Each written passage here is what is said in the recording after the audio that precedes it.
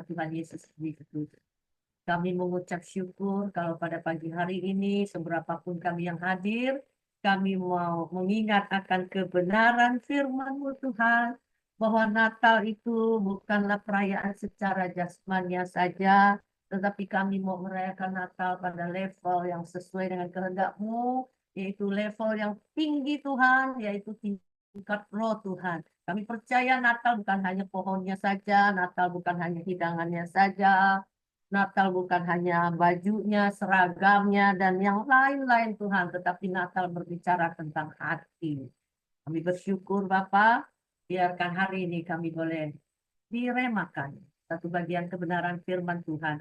Dan mulai saat ini kami tidak lagi merayakan Natal sebagaimana gayanya manusia atau gaya manusia di dunia, tapi kami boleh memperoleh satu hikmat yang besar untuk merayakan kebenaran Natal itu dengan kebenaran firman. Terima kasih Bapak yang baik, berkati seluruh partisipan yang sudah hadir, 32 partisipan yang sudah ada. Urapi kami dengan kuat kuasa Roh Kudus-Mu, buka hati pikiran kami untuk mengerti kehendak-Mu. Dan urapi hamba-Mu yang akan menyampaikan kebenaran-Mu, biarkan ini boleh menjadi satu benih kebenaran yang bertumbuh di dalam hati kami, berakar, berdiri teguh, dan berbuah lebat di dalam roh. Dalam nama Tuhan Yesus Kristus kami berdoa dan mengucap syukur. Haleluya. Amin. Ya. Oke, bagi yang baru masuk, saya ucapkan sekali lagi Merry Christmas. Puji Tuhan, hari ini saya mewakili seluruh pengurus daripada MJC Doa Pagi mengucapkan Selamat Hari Natal. Biarkan semua boleh merayakan Natal dengan Natal yang sesungguhnya. Yes, haleluya. Hari ini kita akan mendapatkan satu tema firman Tuhan, yaitu mukjizat Natal. Ya. Natal sesungguhnya itu apa? Natal sesungguhnya itu adalah kita harus dipenuhi oleh Roh Kudus dan kita menerima janji-janji daripada firman Tuhan. So, saya katakan bahwa pemain utama, pemeran utama daripada Natal yang kita rayakan adalah Roh Kudus. Tapi banyak orang Kristen tidak tahu Roh Kudus, ya. Tadi kemarin kami bicara dengan satu anak Tuhan yang baru jadi Kristen. Dia dulunya itu Buddhis, ya. Dan dibilang kakaknya itu udah puluhan tahun jadi Kristen. Tapi di saat ini justru orang yang teman saya ini yang baru mungkin dalam hitungan 1 tahun ya atau jalan 2 tahun lebih mengerti kebenaran firman daripada kakaknya yang sudah puluhan tahun. Dan sekarang kakaknya malah nanya kepada dia begini, Roh Kudus itu apa sih katanya? Kamu tahu nggak Roh Kudus itu apa? Aduh, saya cuma pikir begini, kasihan sekali. Ya, kalau orang tidak tahu Roh Kudus, terus menamakan dirinya Kristen, gimana cerita? Padahal Roh Kudus itu adalah satu-satunya pribadi tiga Allah yang saat ini menjadi penolong, penghibur, pengingat akan firman Tuhan yang mengubahkan hidup kita, membimbing langkah setiap hidup kita dari hari ke hari. Ya, nah, saudara makanya perlu mengalami yang namanya kuasa Roh Kudus. Dia pribadi yang hidup, saudara. Dia betul-betul ada, dia betul-betul nyata. Dia ada di mana? Ada di dalam. Ada di dalam kita, di dalam hati kita yang terdalam, yang berbicara dengan kita, yang berkomunikasi dengan kita. Saya mengalaminya tahun 2002, saudara. Padahal dari kecil saya sudah Kristen. Ya, kecil saya dipersembahkan sama mama saya. Kemudian remaja saya menjadi guru sekolah minggu. Tapi saya tidak tahu kekristenan yang sesungguhnya ya. Sampai saya berumah tangga, punya putra-putri, tahun 2002 saya bertemu Roh Kudus yang dipanggil nama Yesus itu. Ya, saat saya mengalami satu peristiwa yang tidak menyenangkan, ya, dan saya tidak tahu mau curhat dengan siapa, akhirnya di saat saya dibawa teman saya ke sebuah ibadah, ya, yang dikatakan ibadah dalam roh, saya nggak mengerti waktu itu, dan selesai firman Tuhan, saya ada artaukau dan saya tidak mampu ke depan, tapi di kursi itu saya sudah manifest, ya, saya berteriak, saya menangis, dan saat saya teriakan itu, justru itulah Tuhan berbicara dengan saya. Saya percaya Roma 8 ayat 26 mengatakan bahwa Roh Kudus menolong kita di dalam kelemahan kita. sesungguhnya kita tidak tahu bagaimana harus berdoa, tapi Roh Kudus berdoa untuk kita kepada Allah dengan keluhan yang tidak terucapkan. Saudara hari ini kalau punya keluhan yang tidak terucapkan dan saudara tidak tahu mesti bicara dengan siapa, Roh Kudus akan mengundi saudara. Roh Kudus akan bertemu secara pribadi dengan saudara asal saudara berhati. Oke, Natal berbicara itu jangan singkirkan Roh Kudus dari peristiwa Natal. Jangan pernah mengabaikan Roh Kudus di dalam Natalmu, saudara. Tanpa Roh Kudus, Natal kita tidak bermakna apa-apa dan tidak berarti apa-apa. Dan tidak akan ada cerita tentang Natal jika ya tidak ada Roh Kudus, tidak ada kuasa peranan daripada Roh Kudus. Ya. Jadi Natal itu berbicara tentang kuasa Roh. Yesus terlahir itu mulai daripada ada kuasa Roh Kudus turun atas seorang perawan suci yang bernama Maria, dan kuasa Allah yang maha tinggi menaungi hambanya ini, saudara. Jadi kita jangan pernah membatasi pekerjaan daripada Roh Kudus. Jangan pernah membatasi manifestasi Roh Kudus. Saya bingung dengan orang Kristen, ya. Kalau orang manifestasi Roh Kudus, dia larang. Gereja harus tertib, gereja harus tenang, ya. Nah, kalau ada manifest pelepasan atau apa, ada gereja yang melarang. Tapi saudara, kalau ada manifestasi setan, ya, kuasa kegelapan, mereka mengakui. Tapi kalau kuasa Roh Kudus dibilangnya setan pula, ya.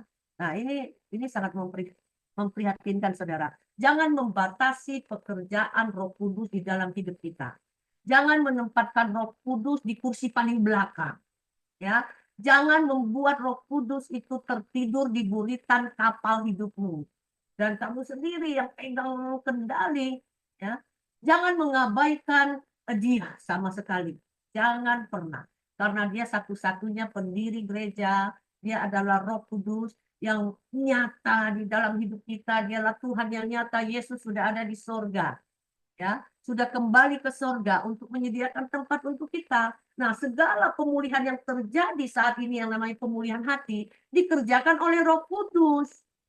Ya, saudara, saya ingin kita semua ada encounter, ada pertemuan pribadi dengan Roh Kristus itu. Yesus yang sama, ya, yang sekarang ini Roh Kudus yang bekerja memulihkan segala sesuatu, ya, sampai kedatangan Tuhan yang kedua kali. Ya, jadi saat ini dia sedang memulihkan hati kita. Jadi jangan ada yang pernah mengotak-otakkan Roh Kudus bahwa dia adalah hanya pribadi yang ketiga, ya, daripada alat ditunggal, ya. Dan saudara, kita tidak bisa memberhentikan kuasa Roh Kudus itu. Kita harus betul-betul mengerti siapa Roh Kudus itu. Bahkan tapi ada gereja juga yang menganggap Roh Kudus itu seperti jin, ya, seperti goib, ya, seperti sesuatu yang tidak kelihatan mata, yang bekerja, ya, yang membentuk gereja mula-mula dan sekarang sudah meninggalkan gereja saat gereja sudah mampu berdiri, sudah begitu banyak, ya, saudara, ya. Roh Kudus masih terus bekerja pada saat pencurahan Roh itu pada hari Pentakosta. Dan sampai hari ini Roh yang sama, ya, Roh Allah yang melayang-layang di atas permukaan air itu masih bekerja sampai hari ini. Dari penciptaan sampai hari ini dan bahkan selama-lamanya. Dia akan terus memulihkan kita sampai membawa kita, menyerupakan kita, membuat image kita segambar dengan Kristus Yesus, saudara. Ya. Makanya saudara, Roh Kudus yang sama pada saat penciptaan, Roh Kudus yang menginspirasi tokoh-tokoh nabi-nabi di perjanjian lama, Roh Kudus yang mencurahkan rohnya, yang mengilhami rasul-rasul, murid-murid Yesus pada saat hari Pentakosta, itu roh yang sama dan saat ini masih melakukan mukjizat yang sama.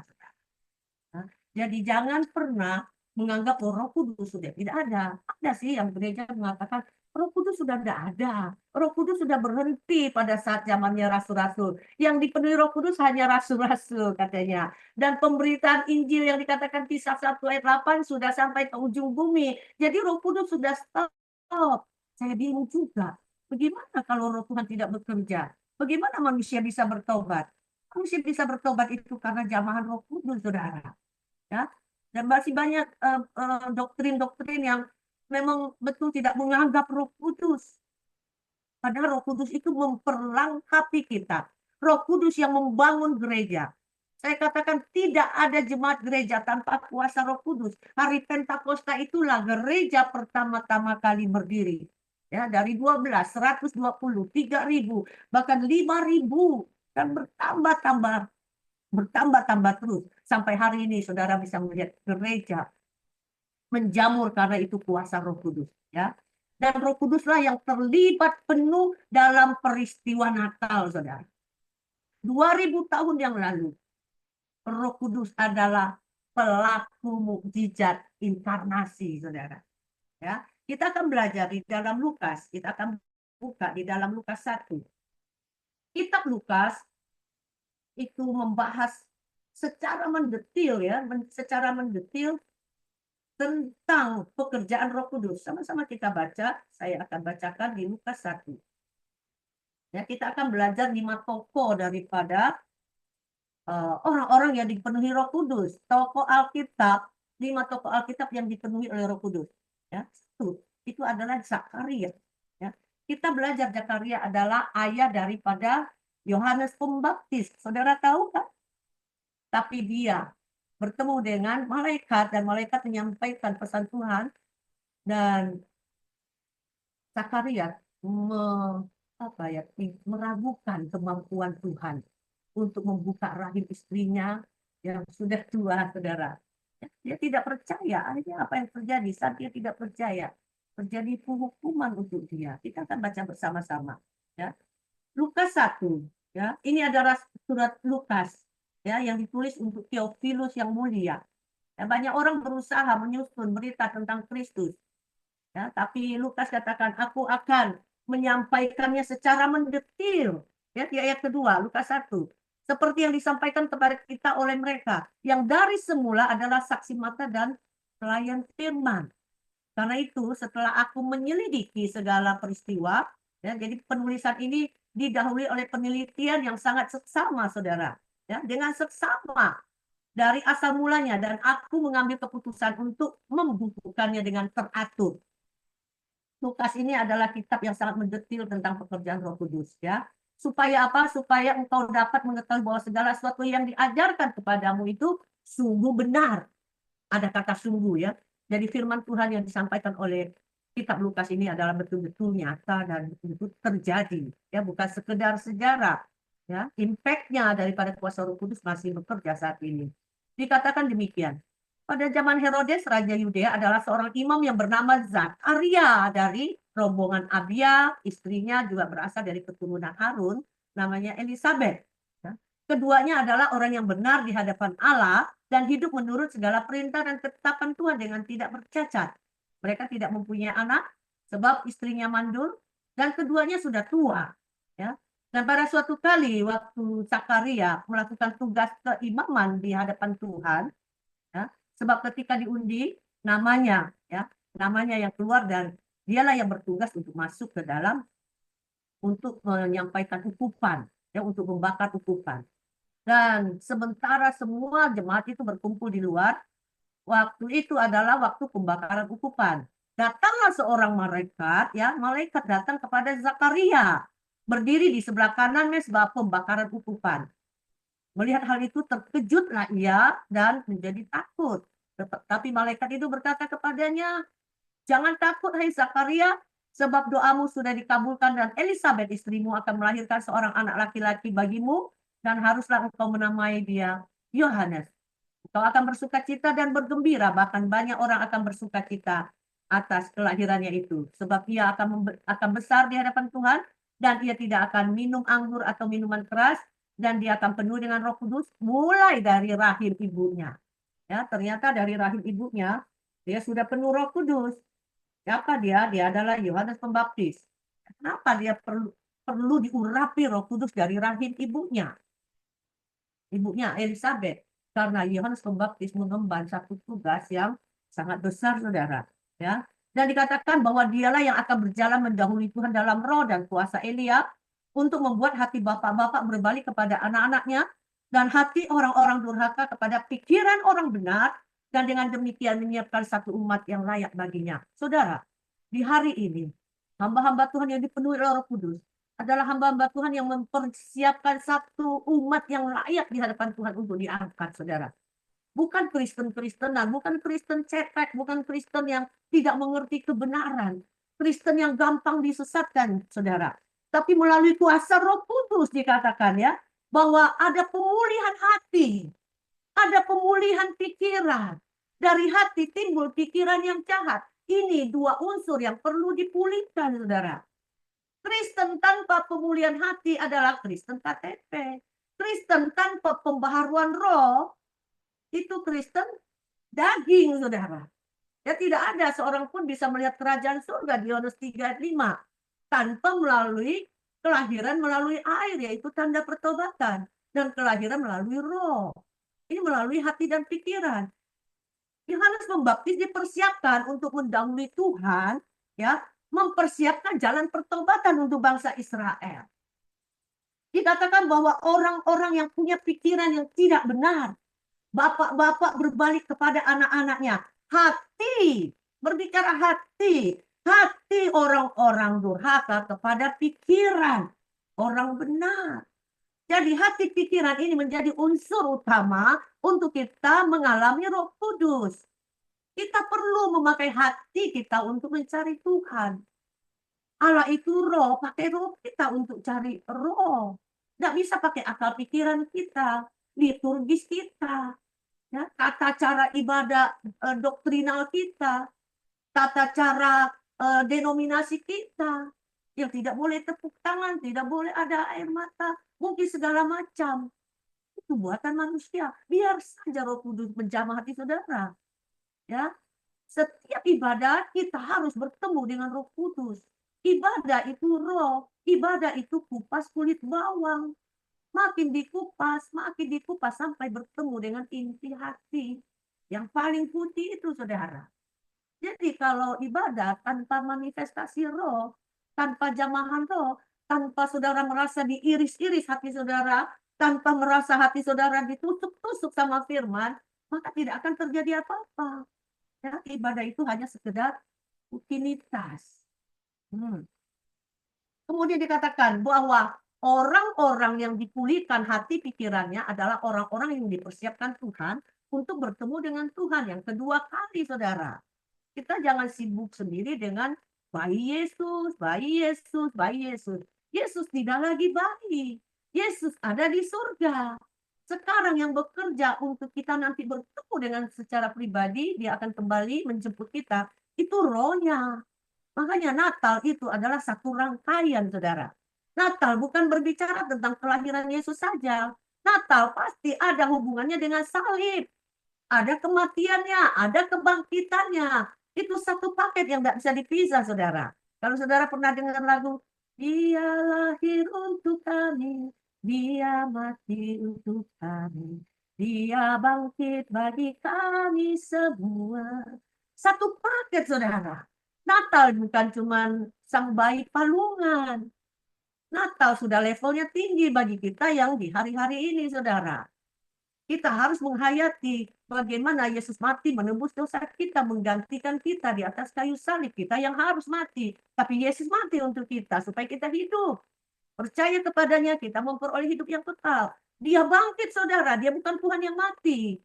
Maka oleh sebab itu dikatakan Roma 8:11, roh yang sama yang membangkitkan Yesus, itu yang ada di dalam kita saat ini akan membangkitkan kita juga, membangkitkan tubuh yang kita yang fana untuk menyongsong Tuhan, memperoleh tubuh kebangkitan, saudara.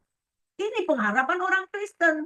Kristen bukan berbicara hari Minggu ke gereja saja, tapi Kristen itu berbicara ada satu pengharapan yang besar di dalam Kristus. Paulus katakan di 1 Korintus 15, Kalau Kristus tidak bangkit, ya Paulus katakan sia-sia kepercayaan kita. Sia-sia juga pemberitaan dari Paulus, dari murid-murid Yesus. Ternyata mereka berbohong karena Kristus tidak bangkit. Tapi yang benar adalah Kristus bangkit supaya kita juga bangkit. Ada kebangkitan tubuh. Ada tubuh kemuliaan yang akan kita terima. Amin, saudara. Ya. Kemudian dikatakan lalu kata Zakaria kepada malaikat itu di ayat 18. Bagaimana aku tahu? Kau kam? Kok bisa katanya? Istri saya sudah tua dan mandul pula ya dikatakan. Bagaimana bisa hal ini terjadi? Sebab aku sudah tua, istriku pun sudah tua, bahkan mandul. Ya. Kita selalu bertanya kepada Tuhan saat Tuhan memberikan kita janji, ya satu nubuat buat kita. Kadang-kadang kita nggak bisa terima dengan iman. Kita katakan, mana mungkin? Mungkinlah.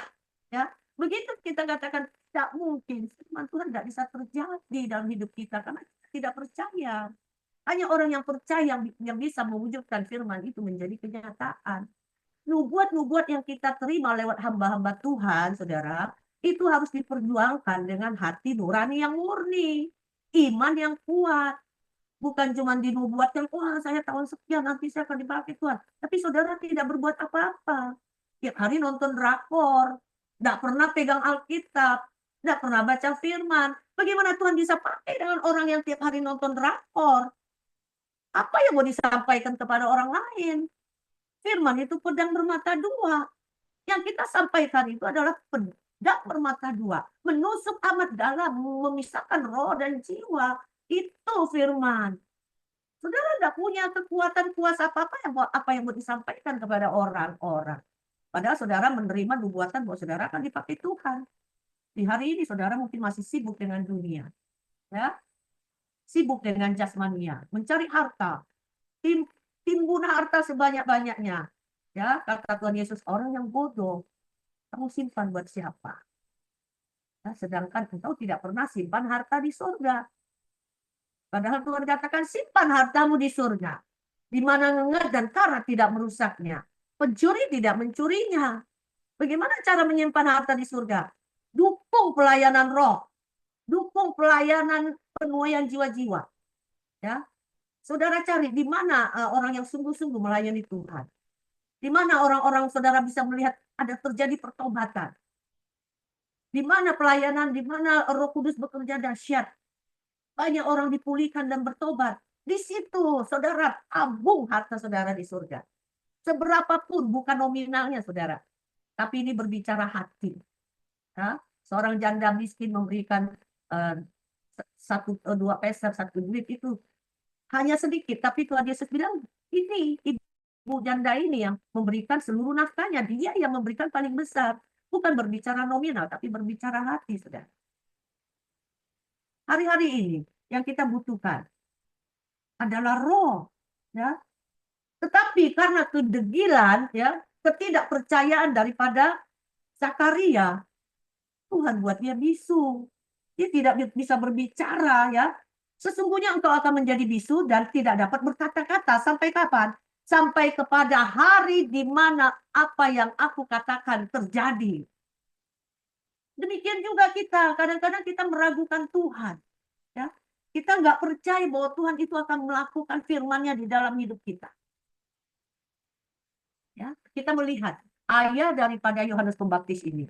Dia meragukan kemampuan Tuhan untuk membuka rahim istrinya yang mandul dan yang sudah tua. Ini satu koreksi di dalam hidup kita ya. Bahwa bagaimana implementasi peristiwa Zakaria. Kasusnya Zakaria ini di dalam hidup kita.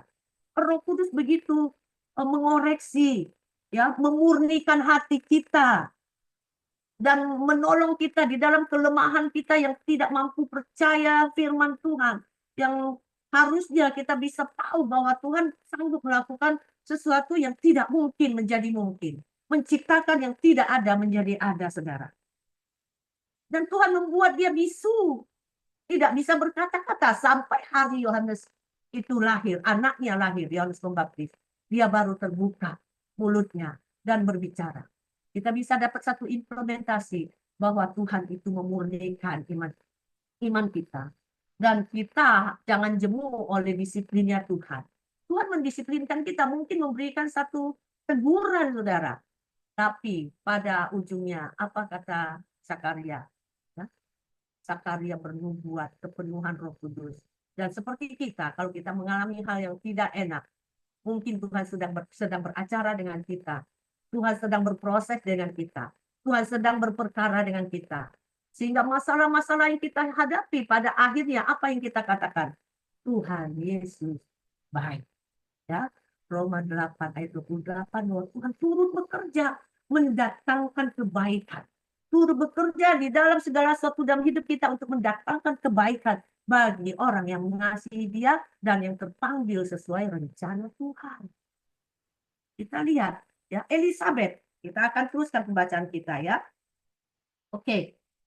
Sementara itu orang banyak menantikan Zakaria, mereka menjadi heran bahwa ia begitu lama berada di bait suci. Ketika ia keluar, ia tidak dapat berkata-kata dan mereka mengertilah bahwa ia telah melihat suatu penglihatan di dalam bait suci. Lalu ia memberi syarat kepada mereka sebab ia tetap bisu.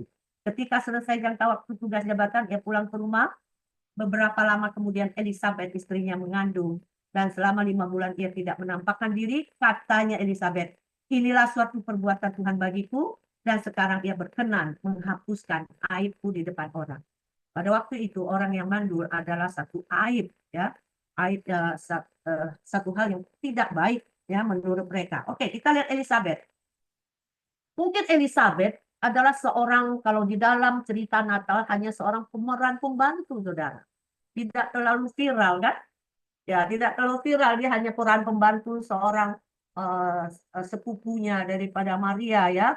Tapi dia berperan penting saat dia dipenuhi Roh Kudus. Apa yang terjadi saat Elizabeth dipenuhi Roh Kudus? Yaitu saat Maria datang kepadanya, datang ke rumahnya di Yehuda. Kita baca Lukas 1 ayat 41 ya, saudara. Haleluya. Lukas 1 ayat 41. Ya. Ketika Elizabeth mendengar salam Maria, melonjaklah anak yang dalam rahimnya, dan Elizabeth pun penuh dengan Roh Kudus. Ya, kelihatannya Elizabeth ini hanya peran pembantu di dalam filmnya Natal. Tetapi saat dia penuh dengan Roh Kudus, dia berseru dengan nyaring, dikatakan di ayat yang ke-42. Ya, bahkan di dalam versinya ASV, ya, ASV itu American Standard Version, mengatakan bahwa she lifted up her voice with a loud cry. Artinya dia bukan hanya berseru, tetapi menangis, dikatakan, ya.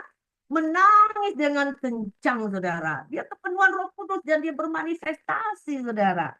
Dia tidak hanya bilang, diberkatilah engkau di antara semua perempuan. Oh, tidak. Ya, dikatakan di sini ia berseru dengan suara yang nyaring. Bahkan di American Standard Version itu mengatakan dia menangis berteriak.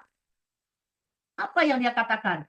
Elizabeth katakan, diberkatilah engkau di antara semua perempuan. Dan diberkatilah buah rahimmu. Siapakah aku ini sampai ibu Tuhanku datang mengunjungi aku? Wow, saudara tahu, dia mengambil peran saat dia penuh Roh Kudus, dia mengumumkan bahwa Maria sedang mengandung Mesias. Saat penuh Roh Kudus, dia mengambil perannya untuk memberikan peneguhan, penguatan kepada Maria. Bahwa apa yang difirmankan lewat malaikat Gabriel itu sudah terjadi. Dahsyat sekali ya, saudara. Terkadang Tuhan mengirimkan orang-orang yang penting dalam hidup kita untuk memberikan penguatan di dalam kehidupan kita. Jadi Elizabeth berperan penting bagi Maria pada saat dia memberikan penguatan tentang pesan surgawi melalui malaikat Gabriel, saudara. Implementasinya apa, saudara? Implementasinya adalah Roh Kudus adalah pribadi yang menguatkan dan menghibur, saudara.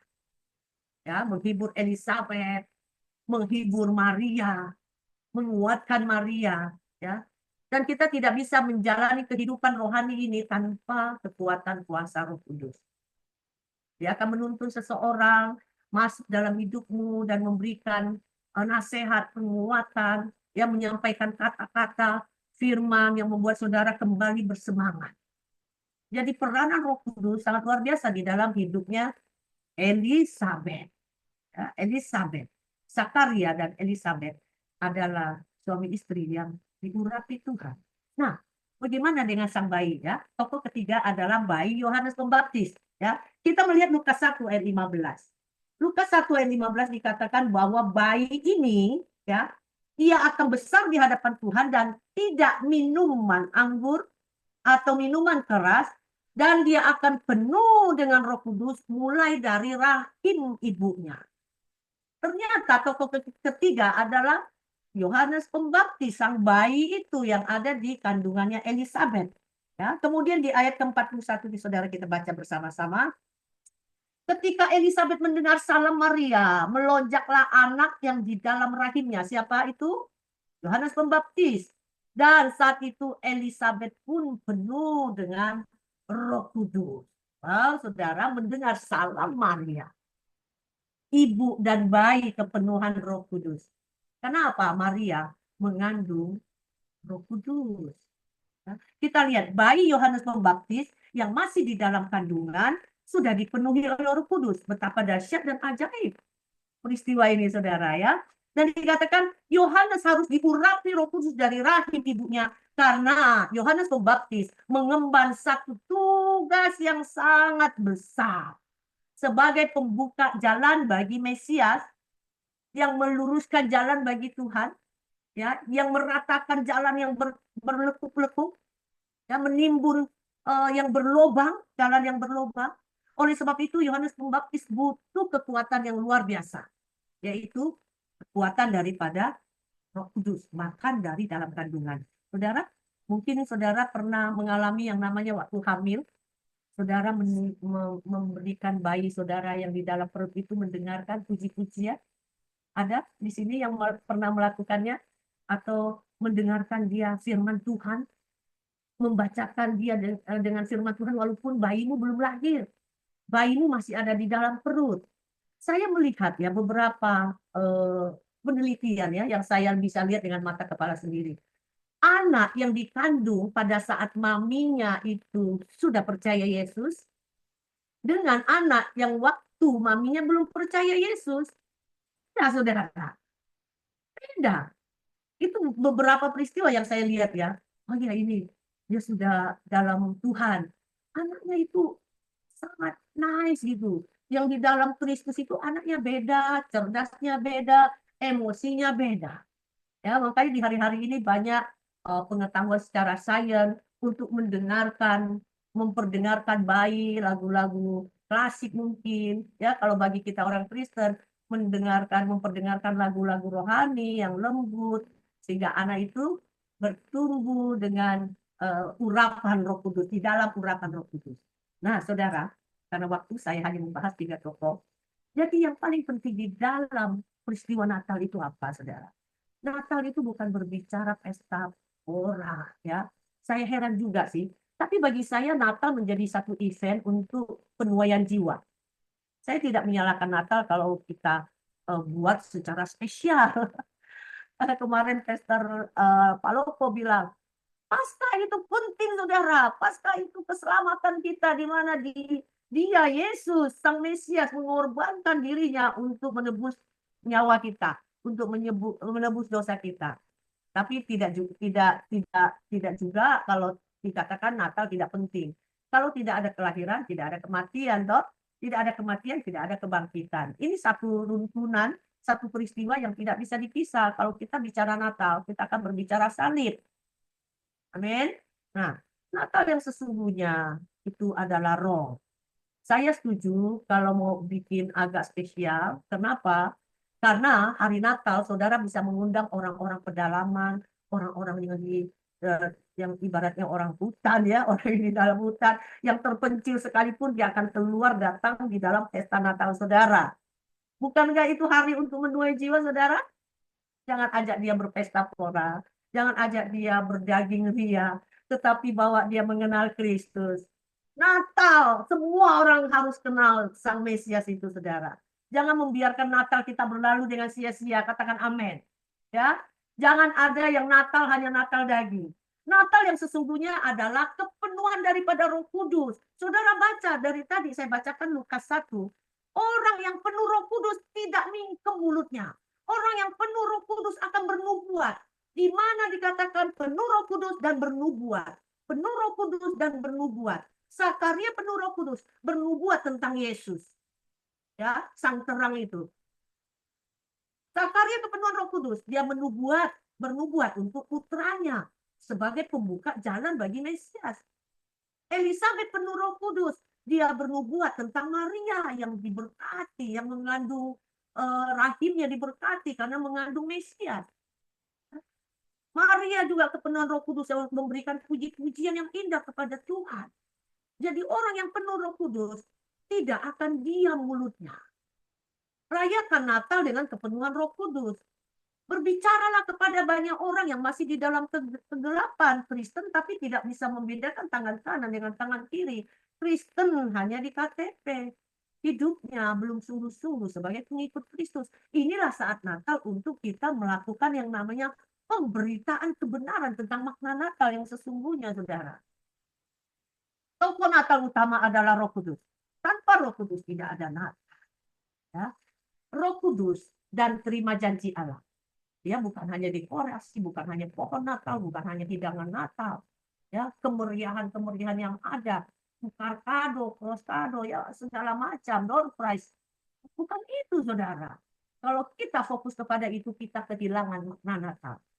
Betapa sayangnya setahun sekali saudara merayakan, tapi saudara tidak menuai jiwa. Ya, sehingga hal yang terpenting di dalam Natal itu terlewatkan.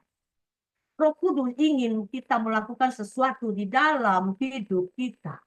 Melalui kita. Roh Kudus mau memakai kita untuk menuai jiwa. Rayakan Natal pada level yang tinggi, saudara. Yaitu level roh. Bukan level daging. Itu udah bukan bagian kita. Bukan levelnya kita lagi, saudara. Ya, Natal itu roh. Bukan yang biasa-biasa. Bukan yang jasmania. Kita berpacu pada kairosnya Tuhan, waktunya Tuhan. Saudara melihat bagaimana waktunya Tuhan untuk Elizabeth, bagaimana waktunya Tuhan untuk Zakaria, bagaimana waktunya Tuhan untuk seorang Maria, bagaimana waktunya Tuhan untuk bayi Yohanes Pembaptis yang melonjak-lonjak di dalam perut mamanya. Ini berbicara tentang waktu, saudara. Natal itu berbicara tentang waktu. Kita lihat 5 wanita yang bijaksana yang bodoh dan bodoh. Apa yang terjadi dengan 10 gadis ini? Mereka tidak tahu timingnya Tuhan. Ya, tapi yang tahu timingnya Tuhan yaitu 5 wanita, 5 gadis yang bijaksana. Dia tahu timingnya Tuhan. Dia tahu kairosnya Tuhan. Saat inilah saudara Natal untuk merebut jiwa-jiwa. Ini waktunya Tuhan, kairosnya Tuhan untuk kita menangkan jiwa-jiwa yang masih belum mengenal kebenaran. Jiwa-jiwa yang datang hanya untuk pesta pora. Saudara harus bangkit, tahu makna Natal ini apa. Ya. Kita tahu waktunya. Kisah Rasul 1 ayat 7. Murid-murid bertanya kepada Yesus, kapan engkau akan memulihkan kerajaan bagi bangsa Israel? Kata Yesus, kamu tidak perlu tahu waktu kapan. Kamu tidak perlu tahu waktu dan saat yang ditentukan Bapa. Tapi kamu akan tahu kalau kamu terima kuasa. Kamu akan terima kuasa. Roh Kudus akan turun ke atasmu, kamu akan menerima kuasa, kamu akan menjadi saksi Yerusalem, seluruh Yudea, Samaria, sampai kepada ujung bumi. Kisah Rasul 1 ayat 8. Ini satu ayat yang saling berhubungan. Mereka tanya, kapan pemulihan?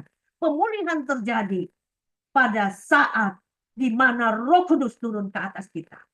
Maria bilang begini, mana mungkin saya hamil? Bagaimana mungkin saya mengandung? Saya perawan, tidak punya suami. Kita selalu bertanya seperti itu. Begitu firman Tuhan datang kepada kita, kita akan bilang, mana mungkin saya orang miskin? Bagaimana mungkin saya nggak punya keahlian berbicara? Saya nggak bisa khotbah, saya nggak bisa membawa orang percaya. Saya cuma jemaat biasa. Terkadang seperti itu. Haukah? Bagaimana bisa? Saya orang bodoh. Saya nggak sekolah teologi, mungkin seperti itu. Tapi Tuhan katakan, malaikat bicara sama Maria, Roh Kudus akan turun atasmu. Kuasa Allah yang maha tinggi akan menaungi engkau. Sebab anak yang kau lahirkan itu akan disebut kudus, anak Allah. Lukas 1 ayat 35. Kadang-kadang kita tidak mengerti kebenaran firman. Kita menganggap Tuhan itu seperti kita. ya segede otaknya segede bakpao, itu batasnya di situ. Tuhan kita tidak terbatas. Kalau kita mampu mengimani itu firman, dahsyat sekali saudara, luar biasa. Ya. Hari ini Roh Kudus akan menolong kita untuk kita memaknai Natal. Mari kita buka hati kepada Roh Kudus, saudara. Saya mau saudara mengambil saat teduh sebentar. Saudara boleh tutup mata saudara saat ini. Sama-sama. Sama-sama saudara, saya mungkin tidak melihat wajah saudara, tapi saya tahu saudara dalam keadaan berdoa. Saudara dalam keadaan hati yang terbuka kepada Tuhan. Kalau hari-hari ini saudara belum betul-betul memaknai Natal, sampai umur saudara sekian tahun hari ini, saudara merayakan Natal kedagingan dari tahun ke tahun. Hari ini biarkan kita boleh bertobat. Kita bicara dengan Tuhan. Bapa, kami mengucap syukur. Kami buka hati kami kepada-Mu, Roh Kudus. Biarkan kuasa Allah bekerja di dalam hati kami, di dalam hidup kami. Membawa perubahan paradigma pikir kami. Membawa perubahan dalam memaknai Natal Tuhan. Kami percaya mukjizat yang sesungguhnya yang kami butuhkan, yang sesuai dengan kehendak-Mu, adalah kami membutuhkan kuasa Allah yang maha tinggi menaungi kami.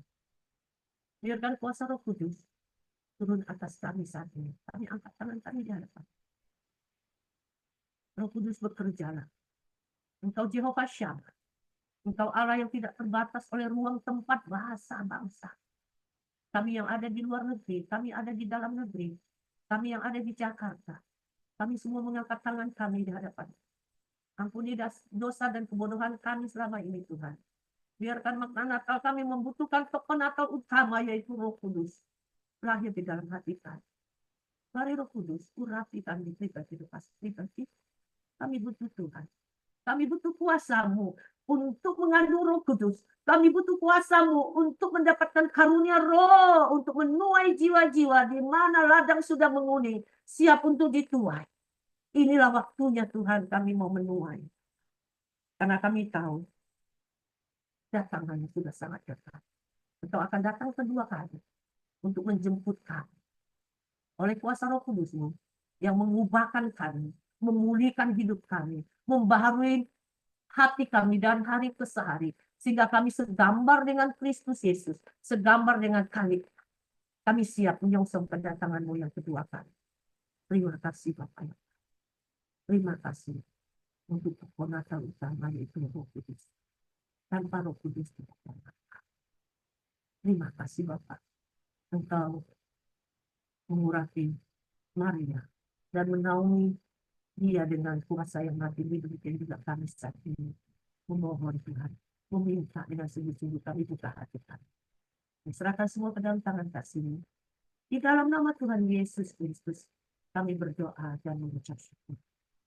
Haleluya, haleluya, haleluya. Amin. Puji nama Tuhan. Saya kembalikan kepada Ibu Lina sebagai host. Amin, terima kasih. Akan membawa sesuatu ya yang belum ada itu menjadi ada. Amin. Ketika orang itu percaya Roh Kudus. Contohnya itu adalah waktu Maria hamil. Maria juga nggak tahu kalau nanti aku ini punya anak. Yang tidak dipikirkan, yang tidak timbul di hati. Itu yang pertama. Roh Kudus itu bisa mengajar kita melakukan segala sesuatu. Ketika kita tidak tahu jalan harus bagaimana. Kalau dalam Lukas 12 ayat 12 di sana, ketika Roh Kudus itu turun memenuhi kita, maka Tuhan itu akan memberikan sesuatu jalan. Harus apa yang kita lakukan. Tuhan mengajar kita. Kita diajar Tuhan, dituntun Tuhan. Kamu ini kok mengalami keadaan gini tuh, Tuhan maunya apa? Itu tahu. Ya. Kamu itu mengalami kejadian seperti ini, Tuhan itu punya rencana apa? Kamu akan tahu ketika kamu bersandar kepada Roh Kudus. Tapi ada yang lebih dahsyat, yaitu ketika kamu penuh dengan Roh Kudus, maka kamu bisa dipakai Tuhan. Tuhan bilang, Ketika Roh Kudus diturunkan, kamu menerima Roh Kudus, kamu menjadi saksi di beberapa lini, baik di Yerusalem, Yudea, Samaria, sampai ke ujung bumi. Artinya bahwa peran Roh Kudus ini sangat penting. Maka orang Kristen harus penuh Roh Kudus. Amen. Maka ketika Yesus dibaptis pada waktu itu dia penuh Roh Kudus. Loh, Yesus itu kan kita tahu Allah. Yesus itu kan kita tahu Raja di atas. Itu pun dikatakan dalam Alkitab bahwa ketika dia habis dibaptis dalam Yohanes itu, dia penuh Roh Kudus. Dan Amen. ketika orang penuh Roh Kudus itu, ya, dia dapat menanggung penderitaan. Amin. Haleluya. Orang yang penuh Roh Kudus itu seperti Yesus pada waktu itu, memang orang penuh Roh Kudus jangan lupa bisa ujian, tantangan itu datang, saudara ya, datang. Ketika Yesus itu habis dibaptis, ya penuh Roh Kudus, bukankah dia lalu dibawa oleh setan untuk dicobai, saudara? Dan banyak orang, saudara, kadangkala bilang, kok aku habis dibaptis malah keadaan saya seperti ini.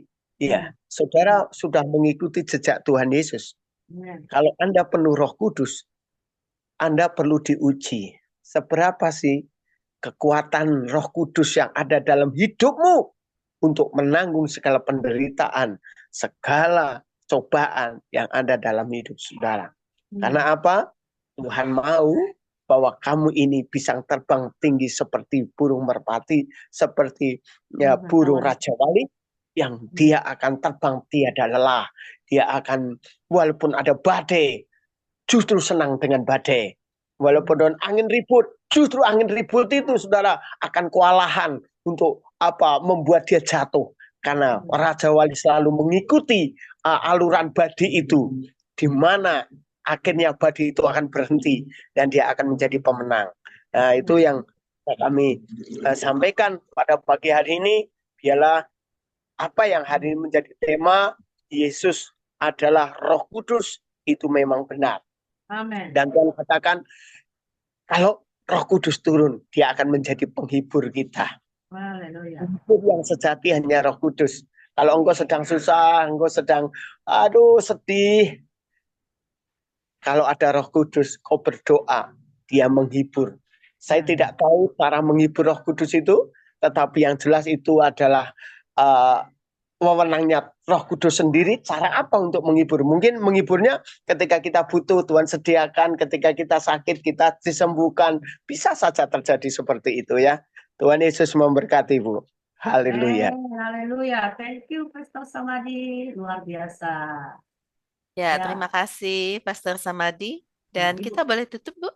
Ibu Elizabeth kali ya satu. Oh ya, silakan. Silakan Bu Elizabeth. Ya, Ibu Elizabeth silakan, boleh di on ya. Silakan. Shalom, terima kasih Bu Eri buat firman-Nya yang luar biasa. Amin. Apa yang tadi disampaikan oleh Ibu Eri itu saya pernah mengalaminya ya.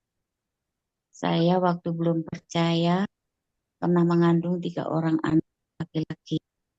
Kemudian ketika menjadi orang percaya mengandung 2 anak laki-laki. Ini berbeda banget dari kelembutan hatinya, dari kepeduliannya, dari kepekaannya. Pokoknya bisa dibilang lebih unggul gitu yang 2 ini. Salah satu di antaranya yang pernah Ibu Eri lihat ya, Niko itu ya. Ya, luar biasa. Nah, berkatnya juga luar biasa, beda. Peduliannya sama mama, pada sesama. Ya bukan berarti anak saya yang 3 itu nggak peduli, tapi kualitasnya lebih tinggi yang 2 ini ketika saya mengandung 2 ini.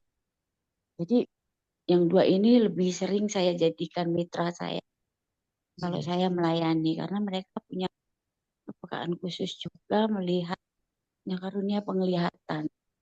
Sebelum melayani saya selalu minta dukungan doa, kami berdoa sama-sama. Nanti mereka akan menyatakan pernyataan yang mereka lihat dari Tuhan. Mah ini begini, mah ini begini, mah. Mama jangan ke sini, mama jangan berteman dengan ini. Mama jangan lanjutkan perjalanan ke sini ke sini. Tapi kalau misalnya hasilnya baik untuk saya untuk pelayanan ke depan, mereka pasti juga bilang dukung lakukan. Saya sangat terberkati Bu Eri. Amin, puji Tuhan. Memang itu tidak hanya kepada dua anak saya ya, tapi juga kepada cucu-cucu saya. Ketika saya sudah Amin. mengerti tentang Roh Kudus, Amin. saya mendidik menantu saya, anak saya yang pertama itu ketika istrinya mengandung untuk setiap hari memperkatakan firman Tuhan. Setiap Haleluya. hari ditempelin di perutnya itu, Nina, ini firman Tuhan untuk kamu. Dan memang 3 cucu saya ini juga tumbuh jadi luar biasa ya menurut saya. Karena apa? Mereka itu tanpa harus les bahasa Inggris, tanpa les bahasa Prancis, bahasa Jepang, Korea. Mereka bisa tuh. Saya juga aneh. Kok pinter gitu. Dan hatinya lembut-lembut, manis-manis gitu. Nggak bandel seperti umumnya anak-anak kecil yang suka geratak apa kemana-mana lari-lari.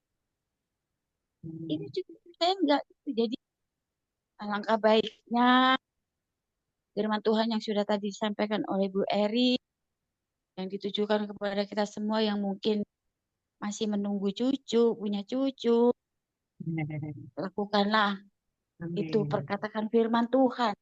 Jangan Amin. dekat dengan orang-orang yang merokok, dengan orang-orang yang bergosip. Jangan, karena saya mendidik menantu saya itu ketika mengandung pakai cara-cara tradisi Yahudi. Dimana ketika mengandung tuh benar-benar mengasingkan diri dalam arti menjaga pergaulannya. Jangan sampai kena rokok. Makasih Bu Eri. Amin, puji Semua. Tuhan. Thank you Bu Elizabeth. Ya benar Iya. ya, benar kok. Ya, sangat memberkati kesaksian Bu Elizabeth. Silakan Bu Lina ya. Ya, terima kasih Bu Elizabeth untuk Iya, kesaksiannya. Bu. Hal yang nyata di dalam hidup ini. Bahwa Amin. bersama dengan Roh Kudus terasa berbeda. Dan Ya. kita semua yang sudah percaya juga percaya bahwa ada Roh Kudus di dalam hidup kita yang menolong dan memimpin kita. Memberikan penghiburan seperti yang Pak Samadi katakan. Dan saat ini karena waktu juga kita akan mengakhiri. Karena ada kegiatan-kegiatan lain dan Ya. diingatkan kepada Bapak Ibu Saudara yang tidak ada kegiatan pada sore nanti untuk boleh hadir di Es Kuningan lantai 8 mengikuti perayaan dan kebaktian dan perayaan Natal onset dari MGC Community. Begitu ya. Ya. Nah, kita akan tutup di dalam doa. Boleh minta Pak Desem untuk pimpin dalam doa penutup dan doa Bapa kami.